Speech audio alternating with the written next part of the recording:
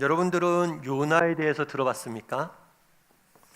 요나라는 사람에 대해서 들어봤습니까? 요나하면 가장 떠오르는 모습이 뭘까요? 뭐가 제일 먼저 떠오르십니까?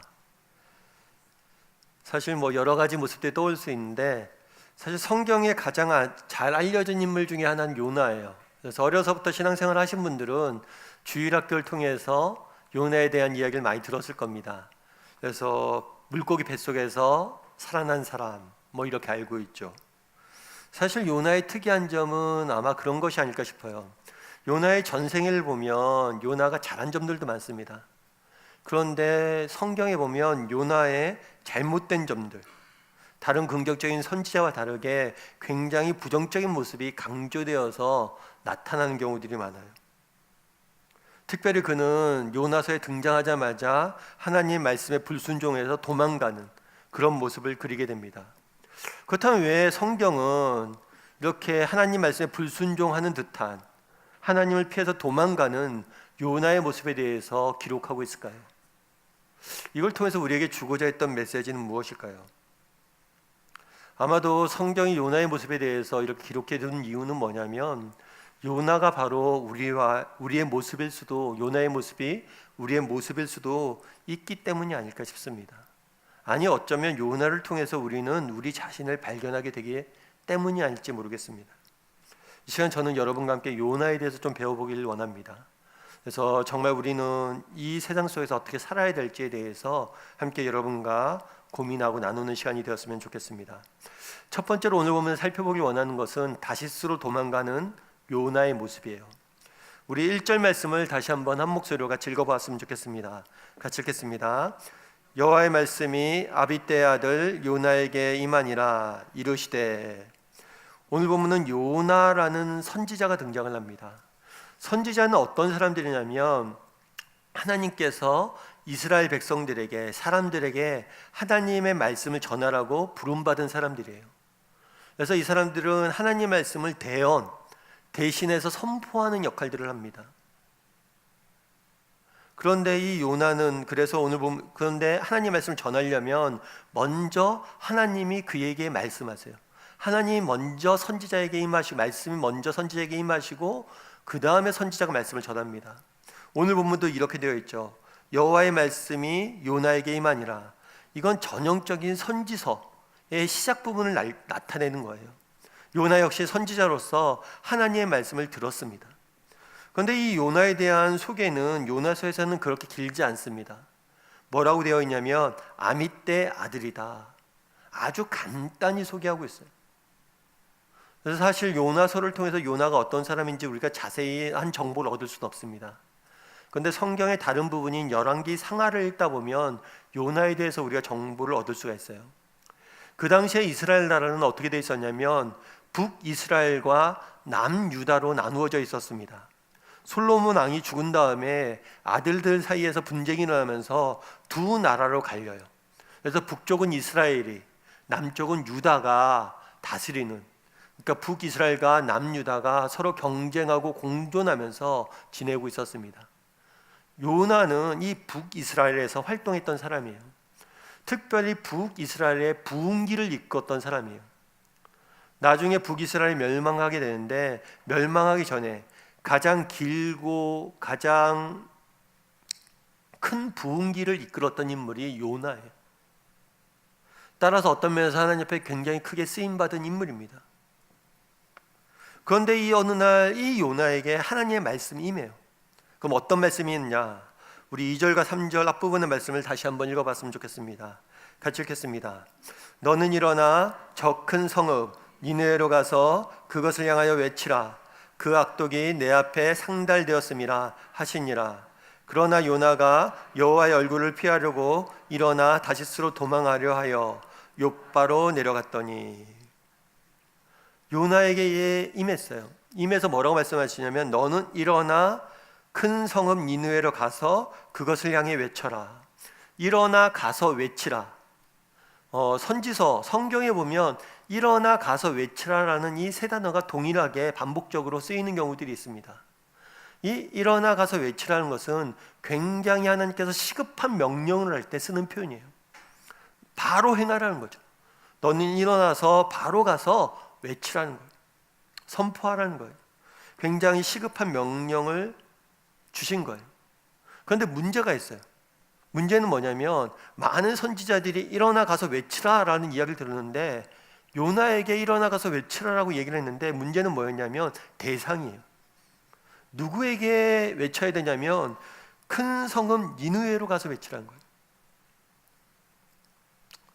큰 성읍 니느웨는 어디냐면 그 당시에는 그러니까 중동 지방, 근동 아시아 지역을 가장 넓게 점령하고 있었던 지역이 어디냐면 아수르라는 왕국이에요.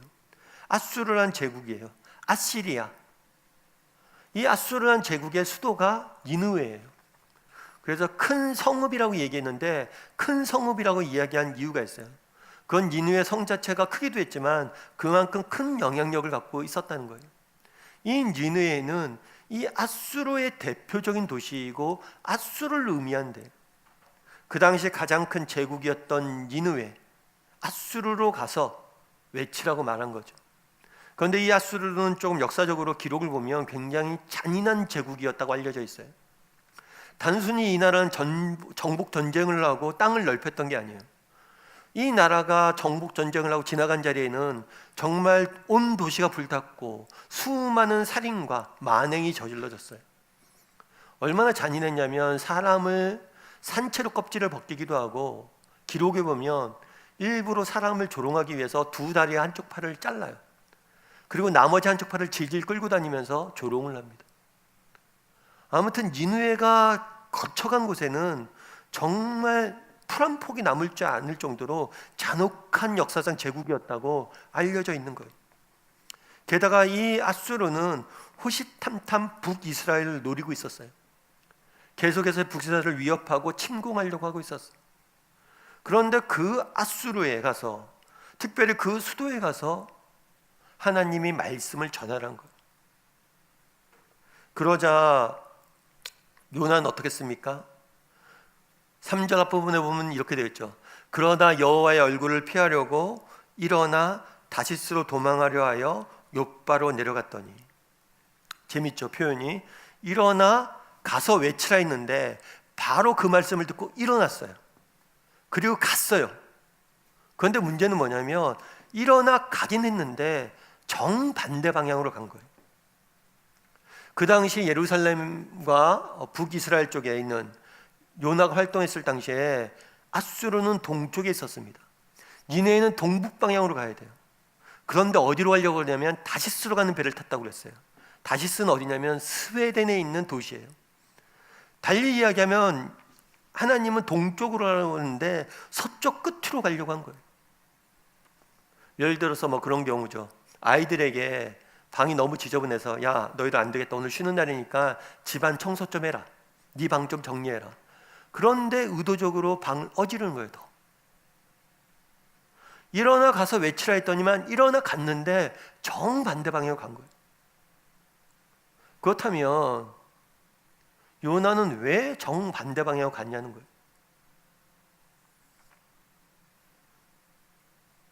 특별히 오늘 본문에 뭐라고 되어 있냐면 여호와의 얼굴을 피하기 위해서 갔다라고 되어 있어요. 왜 정반대 방향으로 갔냐는 거예요. 요나는 이해할 수 없었어요. 뭘 이해할 수 없었어요? 니느웨에 가라는 것을. 요나가 생각하기에 아수르는 어떤 왕국이냐면 저렇게 잔혹하고 저렇게 무정하고 저렇게 폭력적인 나라는 망해야 돼요. 그런데 저 나라를 망하게 하진 않을 망정 저 나라에게 회개의 메시지를 전하고 저들이 회개하라고. 그건 용납이 안 되는 거예요. 요나의 생각에는 무엇입니까? 하나님을 이해할 수 없어요. 아수르는 망해야 되는데 아수르에 가서 회개하라고 메시지를 전하는 것 자체가 이해할 수 없는 거예요. 요나가 그날 왜 여호와를 피해서 도망갔습니까? 하나님의 선하심을 이해할 수 없었기 때문이에요. 저 악한 땅에조차도 사랑하고 그들을 품으려는 하나님의 마음을 이해할 수 없었던 거예요. 사실 우리도 이 땅을 살다 보면 요나와 같은 경험들을 할 때가 있습니다. 하나님을 이해하기 힘들죠. 힘든 경우들이 있습니다. 하나님의 선하심 때문에 이해하기도 힘들 경우도 있지만 정말 하나님에 대해서 이해하기 어려울 경우가 있어요. 어떤 경우에 그래요? 왜 예스를 누르지 않냐는 거. 정말 내가 하나님을 믿고 정말 정직히 열심히 살려고 하고 정말 남들 다 쉬는 주일날 아침에 오면 예배드리고 또 시간을 쪼개서 하나님 말씀을 보고 기도를 하고 열심을 다해서 하나님 섬기는데 왜 우리의 기도에 응답하지 아니하시고 왜 세상 사람들이 기도하지 않는 저들이 훨씬 더 우리보다 형통해 보이고 왜 세상 하나님을 믿지 않는 사람들은 잘 되고 잘 먹고 잘 사는데 왜 예수 믿는 사람들은 더 힘들고 어렵고 고통에 따르냐는 거예요. 왜 하나님은 예스를 누르지 않냐는 거예요. 왜 우리의 기도에 웨이트를 누르고 왜 우리의 기도에 노를 누르시냐는 거예요.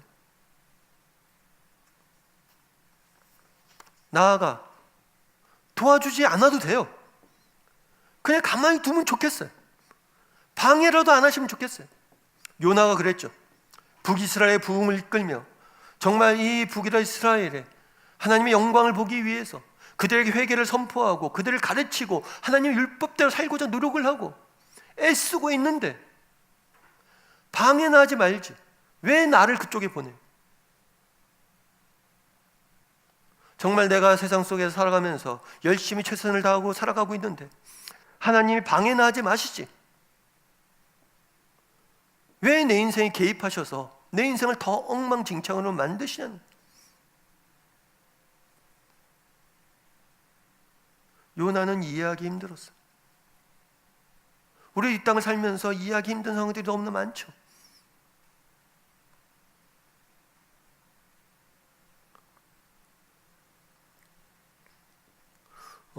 우리 인생에는 어떤 것일까요?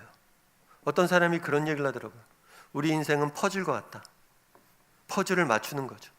사실 여러분들 퍼즐을 한번 맞춰봤을 거예요. 퍼즐을 어렸을 때부터 이렇게 그림 퍼즐을 맞추다 보면 피스 조각이 뭐 50개짜리 100개짜리는 금방 맞춥니다. 그런데 이 조각이 300개, 500개, 1000개 1000개를 넘어가면 거의 맞추는데 불가능해요. 어떤 조각은 검해요. 어떤 조각은 똑같은 검은색인데 약간 색깔이 달라요. 맞추기가 너무 힘들죠. 그런데 어렵게 그것들을 몇 날 며칠을 대해서 맞추고 나면 나중에 뭐가 생겨요? 큰 그림이 생기죠. 아, 색깔이 이렇게 조금 달랐는데 이게 이런 그림을 만들기 위한 거였구나. 우리 인생도 그럴 수 있다는 거예요.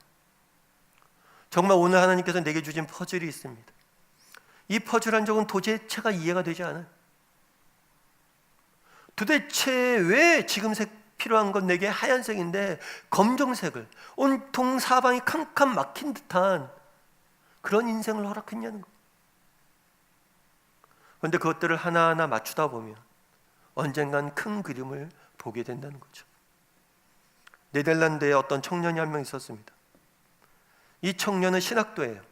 하나님의 말씀을 전하고 하나님의 말씀으로 사람들을 양육하는 사람이 되고자 해서 신학을 선택을 했어요. 그런데 신학도가 되어서 열심히 교회도 봉사하고 말씀도 전하고 전도를 했어요. 그런데 문제는 열매가 없었어요. 심지어 사람들이 그의 설교가 너무나 서툴다고 그들 거부해요. 결국에 그는 신학을 포기합니다. 신학을 포기하고 또 다른 직업을 가져요. 그런데 갖는 직업마다 계속해서 실패를 맛봅니다. 하나님, 정말 정직히 하나님 나라를 위해서 정말 내가 바른 마음으로 인간적인 욕심도 아니고 바르게 살려고 하는데 왜 이렇게 안 되냐는 거예요.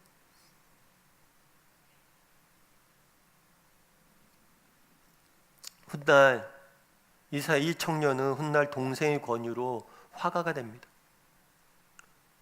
화가가 되기 위해서 학교에 지원을 했는데 나이가 많다는 이유로 학교에서 받아주지 않아요. 그럼에도 불구하고 믿음을 가지고 계속해서 그림을 그립니다. 이 청년이 우리가 알고 있는 고흐예요. 전 세계적인 화가죠. 오늘날 가장 비싸게 팔린다는 그림의 작가예요.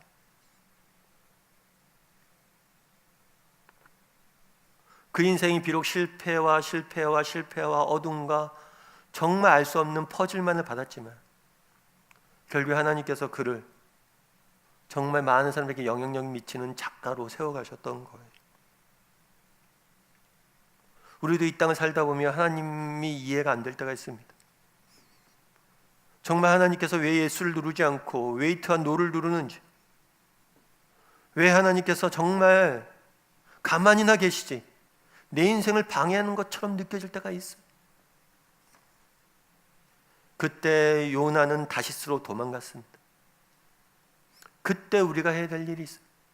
그건 무엇입니까?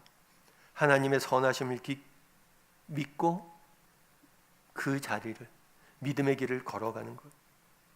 그럼 언젠가 우리는 하나님의 큰 그림을, 선하심을 맛보게 될 겁니다.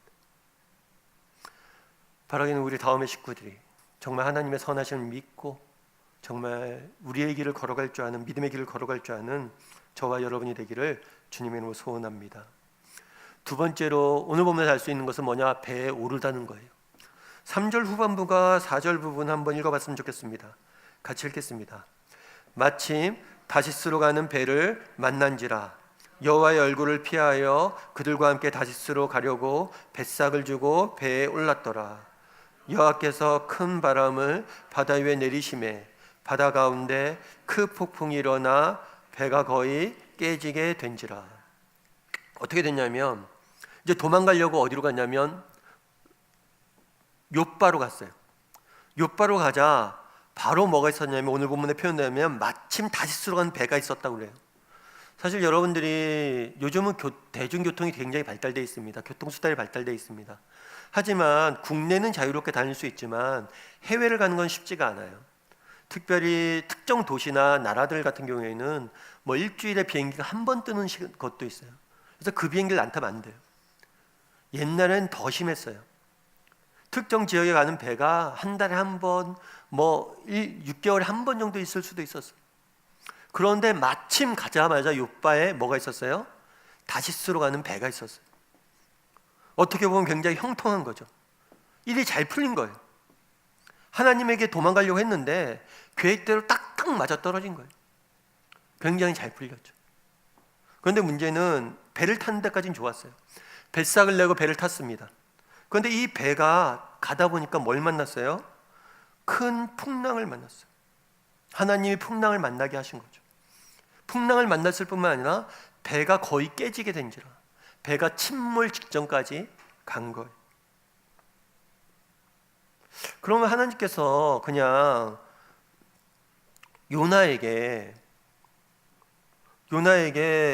욥바로 가서 배를 타려고 했을 때 배가 없게 하든가 배를 못 타게 하든가 거기서 막으시면 되지.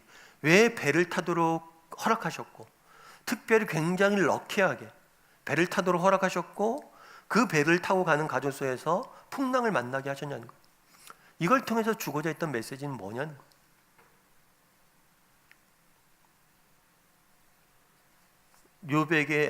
요나에게 보라는 거예요. 야, 요나야, 네가 하나님을 도망가려고 했지.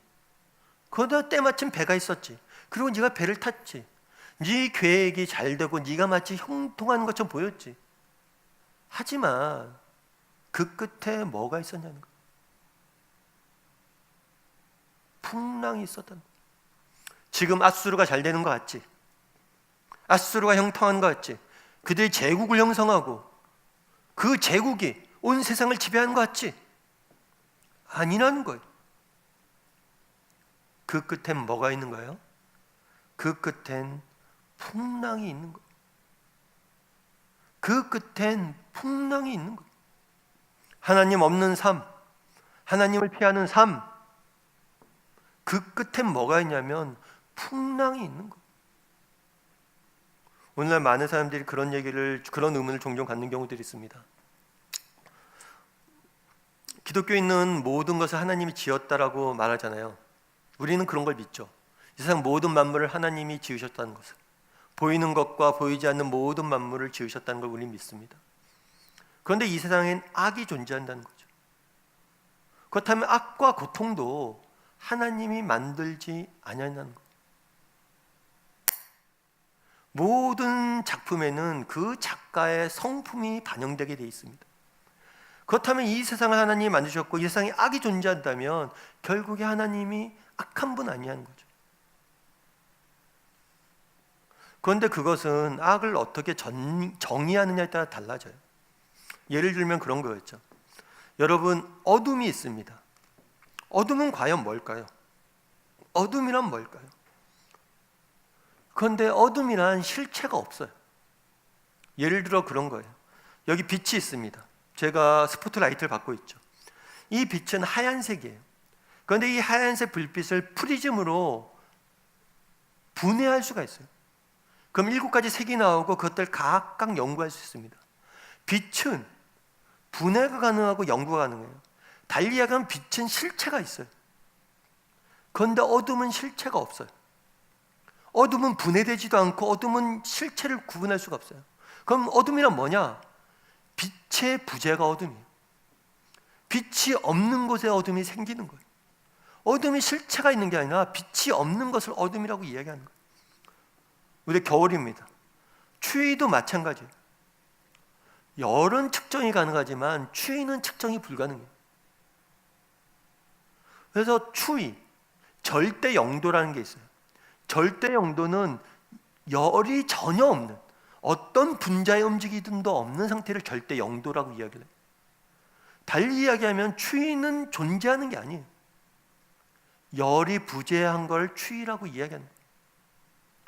악도 마찬가지예요. 악의 실체는 뭐냐? 선의 부재예요. 원래 하나님께서 이 세상을 온전히 선으로 충만한, 하나님으로 충만한 세상을 만들었습니다. 그런데 인간이 그 선이신 하나님을 떠났어요. 그런 다음에 악과 고통, 악이 낳은 고통을 맛보게 된 거예요. 하나님의 악을 지으신 것이 아니라 악의 부재, 하나님의 부재를 하나님으로 떠나면서 악을 경험한 거예요. 그날에 요나는 뭘 했습니까? 하나님을 피하여 욥바에 가서 다시스로 가는 배를 탔어요. 당장은 눈앞에 형통해 보이는 것처럼 보였습니다. 당장은 내 인생에 문제가 없는 것처럼 보였습니다. 하지만 그 끝에 뭐가 기다리고 있었습니까? 풍랑이 기다리고 있었어요. 하나님 없는 삶, 하나님을 떠난 삶의 결론은 무엇입니까? 풍랑이. 선의 부재, 악과 악이 낳은 고통만을 경험하게 되어 있는, 그걸 요나에게 알려주길 원했던 거예요. 결국 요나는 하나님을 피해 달려갔지만 그를 기다렸던 건 뭡니까? 풍랑. 그런데 우리가 한 가지 기억할 점이 있어요. 그건 뭐냐면 요나에게 그래도 소망이 있는 것이 있다는 거예요. 요나에게도 그래도 소망이 있는 것은 무엇입니까? 하나님이 계시다는 거예요. 하나님이 요나를 그냥 두지 않았다는 거예요. 풍랑 가운데서도 하나님이 쫓아오셨다는 거예요. 풍랑 가운데서도 요나를 만나 주셨다는 거예요. 요나에게 소망이 있었던 건 뭐냐면 요나를 포기하지 않고 하나님 끝까지 쫓아가셨다는 거예요. 사실 그렇죠. 사실 하나님이 요나를 쫓아갈 이유는 없습니다. 요나에게 명령했어요. 야, 요나야, 너 니느웨에 가서 하나님 말씀 전해. 아, 싫어요. 잘 안 해요. 딴 데로 도망갔어요. 그러면 다른 사람을 세우면 됩니다. 하나님 뭐 이스라엘 민족에게 사람이 없어 요나만 해야 됩니까? 그래? 내 말 듣기 싫어? 오케이, 너 가. 그런데 우리 하나님은 그러지 않으셨어요. 싫다고 도망가는 요나를 끝까지 쫓아가서 만나 주셨어요. 우리에게 소망이 있는 이유는 무엇입니까? 우리는 실패하고 우리는 도망쳐도 우리를 끝까지 사랑하시는 하나님이 계시다는 것. 프랜시스 톰슨이라는 사람은 그런 이야기를 합니다. 이걸 뭐라고 표현하냐면 천국의 사냥개. 이분은 시인이에요. 시인인데 천국의 사냥개라는 시를 지었어요. 마치 사냥개가 먹이를 쫓아가는 것처럼, 정말 먹잇감이 계속해서 도망가도 사냥개가 끝까지 쫓아가는 것처럼 하나님이 우리를 끝까지 쫓아오셨다. 내가 아무리 도망쳐도 그분이 나를 끝까지 쫓아오셨다. 우리가 잘 알고 있는 철학자이자 기독교 작가인 C.S. 루이스는 그의 책에서 뭐라고 했냐면 체스메이크, 체스를 둘 때 마지막에 체스 메이크를 하거든요. 우리나라 표현을 하면 장기를 두다가 장군하는 거예요. 외통수에 걸린 거죠. 나는 그날 체스 메이크를 당했다. 그러면서 이렇게 얘기를 해요. 성경에 나오는 탕자는 제 발로 아버지께 돌아갔다. 하지만 나는, 탕자는 제 발로 돌아갔지만 나는 끝까지 끌려오는 와중에도 밟으며 도망갈 기회를 찾고 있었다. 그런데 그런 나를 하나님은 부르시고 마침내 나를 굴복시키셨다. 끊임없이 우리가 도망갔지만 하나님께서 끊임없이 우리를 쫓아오셨다는 거예요. 우리를 버리지 아니하시고 우리를 사랑하셨다는 거예요.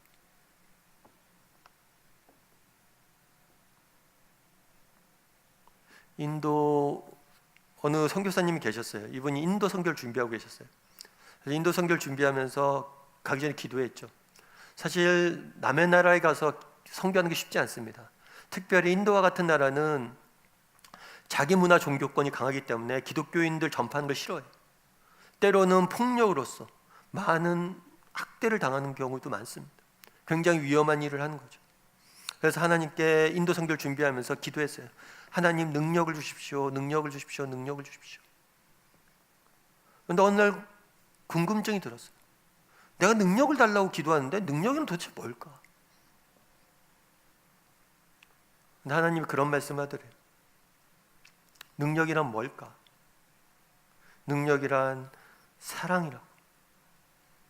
내가 널 얼마나 사랑하는지를 알고 네가 그들을 사랑할 수 있으면 된다고. 우리에게 소망이 있는 이유는 무엇입니까? 요나를 보란 거예요. 요나가 비록 하나님을 피해 도망갔죠. 하나님이 끝까지 그를 쫓아가시고 사랑하셨어요. 마찬가지로 우리를 하나님께서 끝까지 포기하지 않으시고 사랑하십니다. 그것에 우리의 소망이 있는 것. 바라기는 우리 다음의 식구들이 정말 하나님이 우리를 얼마나 사랑하시는지 깨달았으면 좋겠습니다. 그것이 우리의 능력이에요. 그리고 그 사랑을 기억하고 또 이 세상 속에 사랑할 줄 아는 저와 여러분이 되기를 주님의 이름으로 소원합니다. 그리고 마지막으로 보면 살펴보길 원하는 것은 누워 잠들다예요. 우리 5절과 6절 말씀을 한번 같이 읽어봤으면 좋겠습니다. 같이 읽겠습니다. 사공들이 두려워하여 각각 자기의 신을 부르고 또 배를 가볍게 하려고 그 가운데 물건들을 바다에 던지니라. 그러나 요나는 배 밑층으로 내려가서 누워 깊이 잠이 든지라. 선장이 그에게 가서 이르되 자는 자여 어찌함이냐. 일어나서 내 하나님께 구하라. 혹시 하나님이 우리를 생각하사 망하지 아니하게 하시리라 하시니라. 사공들이 두려워했어요. 오늘 본문에는 하나님과 요나의 이야기가 나옵니다. 그런데 제3의 등장인물이 등장을 해요.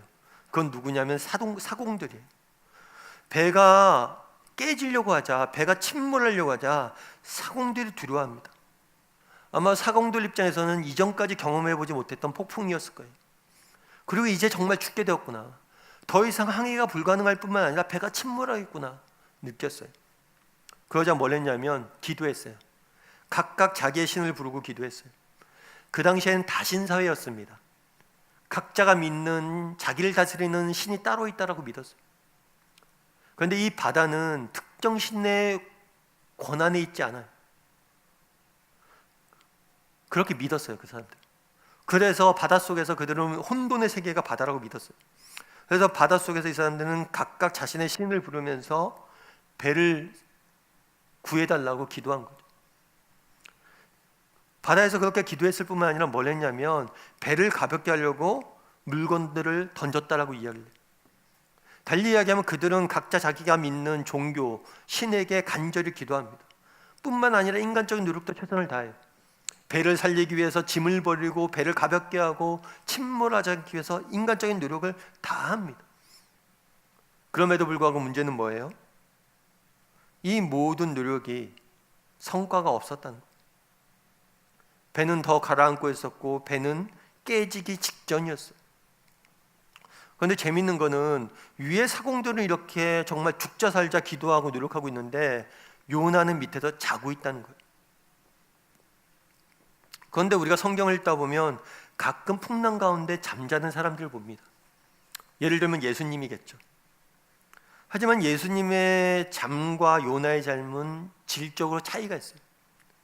예수님은 풍랑 가운데서도 평안을 누리셨기 때문에 주무셨다면 요나가 잤던 것은 무지에서 잔 거예요. 요나는 어떤 상태였습니까? 무지한 상태였어요. 뭘 무지했어요? 배가 깨지는지를 몰랐어요. 정말 사람들은 배가 깨지고 우리가 죽게 되었다고 난리를 치는데 요나는 배가 무너지는지 배가 침몰하지도 모르고 자고 있었어요. 그러자 이 요나를 선장이 내려가서 깨웁니다. 그가 뭐라고 얘기했냐면 그에게 가서 요나에게 가서 이르되 자는 자여 어찌함이냐 일어나서 내 하나님께 구하라. 그런데 재밌는 건 뭐냐면 이 선장이 말했던 내 하나님께 구하라, 일어나 내 하나님께 구하라, 이 단어가 어떤 단어를 똑같냐면 처음에 하나님께서 명령하셨어요. 요나에게 일어나 가서 전하라. 이 전하라는 단어와 구하라는 단어는 똑같은 단어예요. 하나님이 명령하셨던 그 말을 똑같이 선장이 반복한 거예요. 일어나 구하라. 도대체 하나님께서는 왜 이런 경험들을 하게 하셨냐는 거예요.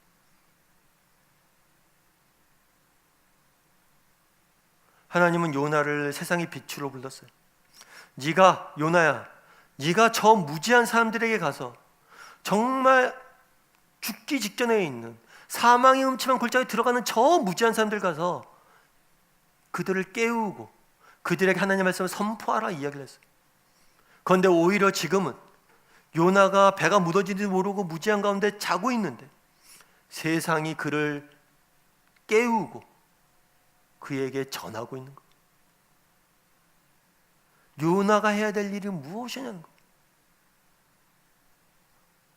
함께 배를 타고 있는 저 세상 사람들을 구하라고 빛이 되라고 불렀는데, 무지한 그 사람들을 깨우라고 불렀는데 오히려 본인이 자면서 그들의 깨움을 받게 되는 거예요.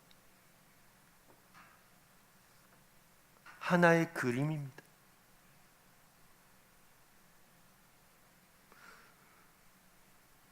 네가 깨워야지 왜 네가 깨움을 받고 있냐 요나야.